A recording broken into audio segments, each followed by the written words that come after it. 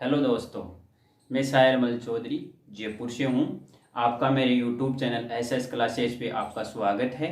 मैं आपके लिए राजस्थान पुलिस के लिए डेली क्लासेस लेके आऊँगा और कोशिश ये रहेगी कि आपको 100% दिया जाएगा यहाँ पे जीके के लिए।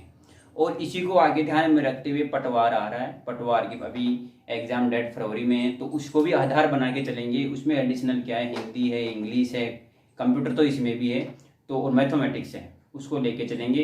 लेकिन फिलहाल अपन यहाँ राजस्थान पुलिस पे फोकस करेंगे जीके के लिए, और आपको डेली क्लासें मिलती रहेगी। इसलिए आपसे है कि मेरे यूट्यूब चैनल को सब्सक्राइब करें, बेल आइकन को दबाएं और आप डेली अपनी क्लासें लेते रहे। और जो भी आपको कुछ भी लगे ना, वो कमेंट्स करके मेरे को बताइए, आपको 100% दिया जाएगा।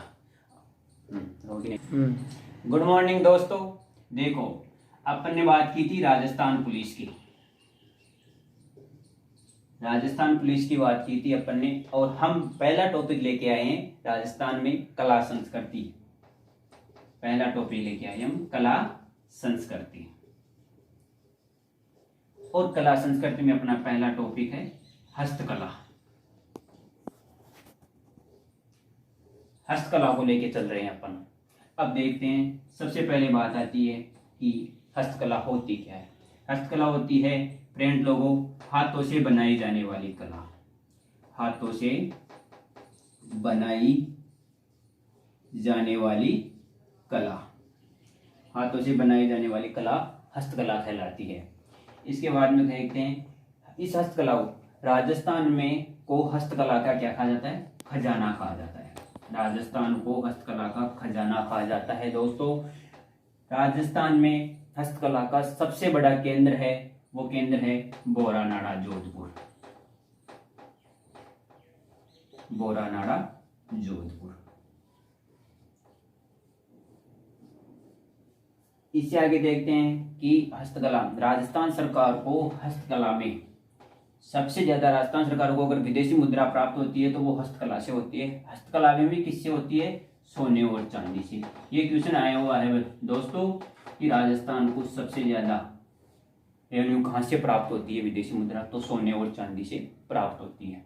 अब इसको कंटिन्यू आगे देखते हुए अपन देख रहे हैं कि राजस्थान सरकार ने हस्तकला को बढ़ावा देने के लिए अब तक 5 औद्योगिक नीतियों की घोषणा कर चुके हैं। देखो दोस्तों, हमारी बात चल रही थी कि राजस्थान सरकार ने अब तक 5 औद्योगिक नीतियों की घोषणा कर चुके हैं हस्तकला को बढ़ावा देने के लिए।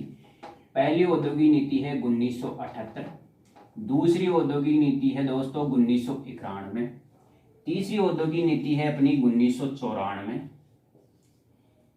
चौथी औद्योगिक नीति है अपनी 1998, और पांचवी औद्योगिक नीति है वो है 2010। तो एक चीज ये भी याद रखना दोस्तों, ये से क्वेश्चन आ सकता है कि राजस्थान की नवीनतम औद्योगिक नीति कब घोषणा की गई थी, तो 2010 है वो। अब इनके बारे में एक के बारे में देखते हैं, जो जो इंपॉर्टेंट फैक्ट है वो बताता हूं मैं आपको, जहां से क्वेश्चन बनने के चांसेस ज्यादा है। पहली है 1978। इसमें इतना ही ध्यान रखना है कि जब ये 1978 की औद्योगिक नीति की घोषणा की गई थी ना, उस समय राजस्थान के सीएम यानी कि मुख्यमंत्री कौन थे, उस समय राजस्थान के मुख्यमंत्री थे भैरों सिंह शेखावत। कौन थे दोस्तों, भैरों सिंह शेखावत। ये भैरों सिंह शेखावत थे। तो भैरों सिंह शेखावत का उस समय जो संबंध था ना, राजनीतिक पार्टी की बात कर रहा हूं, संबंध वो है जनता पार्टी, क्योंकि बाद में तो ये आ गए थे बीजेपी में। तो बीजेपी में बाद में आए थे, क्यों, क्योंकि उस समय 1978 की बात हो रही है। बीजेपी की जो स्थापना हुई थी ना, वो हुई थी 6 अप्रैल 1980 को। 6 अप्रैल 1980 को बीजेपी की स्थापना हुई थी। ये पहली औद्योगिक नीति में यही है, ये ध्यान रखना आप। फिर दूसरी औद्योगिक नीति की बात करते हैं अपन 1991 की।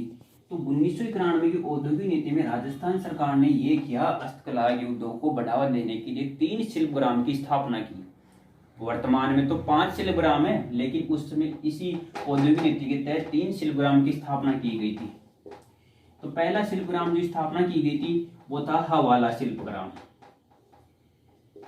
देखो दोस्तों, हवाला शिल्पग्राम, और ये हवाला शिल्पग्राम कहां पड़ता है, पिचोला झील, इसको तो सभी जानते होंगे आप, पिचोला झील उदयपुर। इस पिचोला झील को राजस्थान की सबसे सुंदरतम झील भी माना जाता है। इसके बाद में दूसरा शिल्पग्राम की स्थापना की गई थी वो की गई थी पाल शिल्पग्राम, और ये पाल शिल्पग्राम कहाँ पड़ता है दोस्तों? ये पड़ता है जोधपुर में, ये जोधपुर में पड़ता है। और तीसरा शिल्पग्राम है, ये वेरी इंपॉर्टेंट है, इस पे तो आप मोस्ट बना ही लो इसको तो राजस्थान पुलिस की दृष्टि से तो। और तीसरा शिल्पग्राम था, ये था अपना जवाहर कला केंद्र, जवाहर कला केंद्र, जो अपने कहाँ पड़ता है? पिंक सिटी, अपने जयपुर में पड़ता है ये जवाहर कला केंद्र। अब इस जवाहर कला केंद्र में क्या है कि वर्तमान टाइम में सबसे ज्यादा जो सांस्कृतिक कार्यक्रम होते हैं वो जवाहर कला केंद्र।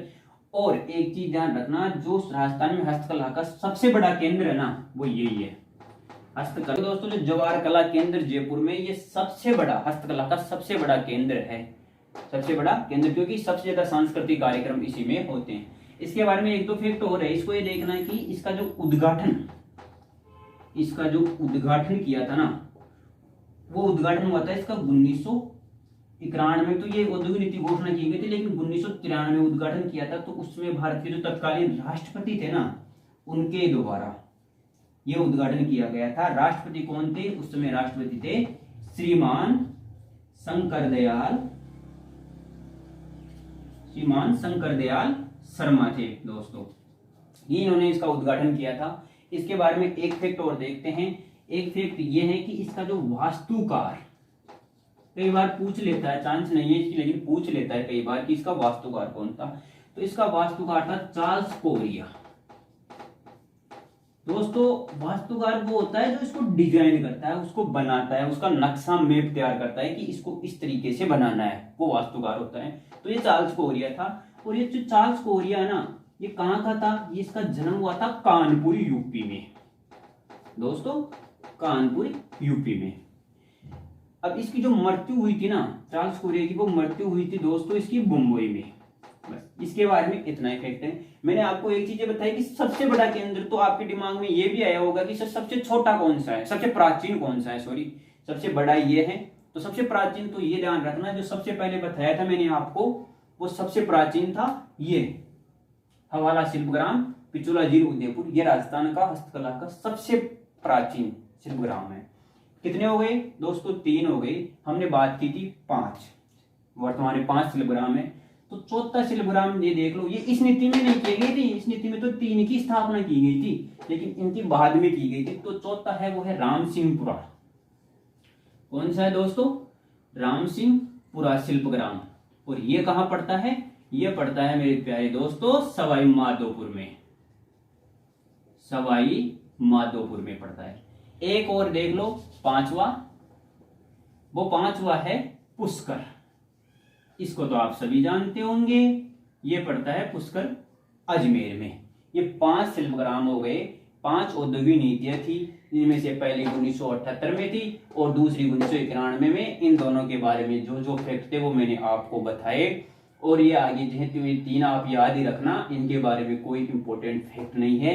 अगर मेरा वीडियो आपको पसंद आए तो इसको लाइक करना, कमेंट्स करना और मेरे को बताना कि कैसा लग रहा है। और ये कोशिश रहेगी कि इससे भी ज्यादा आपको मैं देता रहूं। इससे आगे जो क्लास लेंगे हम दोस्तों, वो आगे लेंगे। आगे एक एक करते करते हम एक एक कला को, कौन सी कहाँ की, किस जगह की, कौन से जिले की प्रसिद्ध है, उसका प्रवर्तक कौन है, जनक कौन है, किसको क्या क्या मिला, ये अपन कल वाली नेक्स्ट क्लास में देखेंगे। इसके लिए